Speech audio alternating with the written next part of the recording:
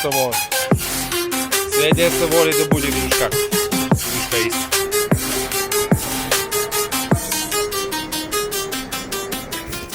Pitali ispred Jugo Zamenik direktor.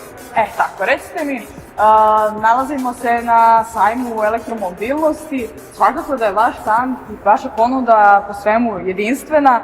Šta je ono što biste vi izdvojili kao nešto što vas izdvaja u ovu svetu? Eto.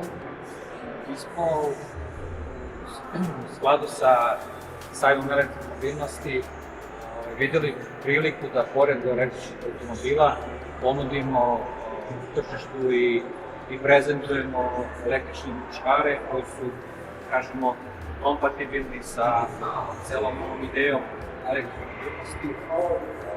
Jugo Sistem je ovlašćeni uvozni distributer i serviser viljuškara Lonking, jednog od najvećih indijskih proizvođača viljuškara.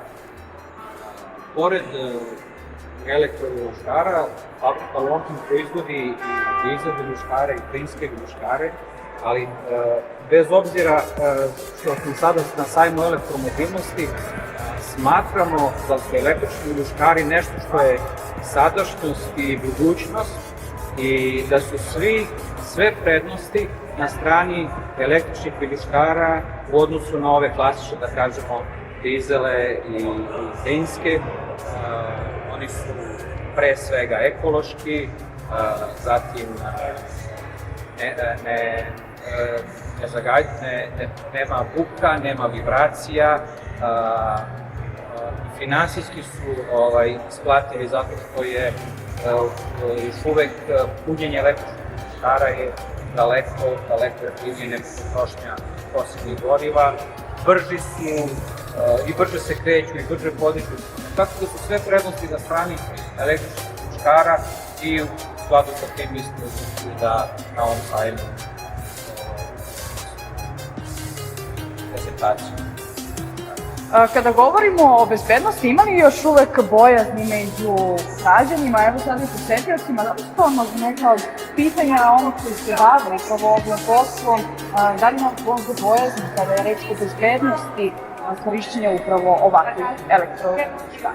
Bezbednost je zato što je to novina i tu postoje neka pitanja vezano za baterije, vezano možda za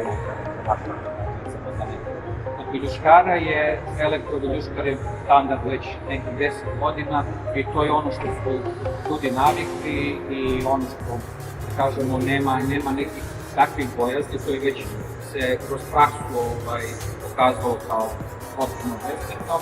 Ono što je možda treba istaći, kineski viljuškari marke brenda Lonking, elektroviljuškari su potpuno istih performansi kao i neke zapadne evropske marke koje su duže prisutne na ovom tržištu, a značajno su jeftiniji i pristupačniji za naše građane.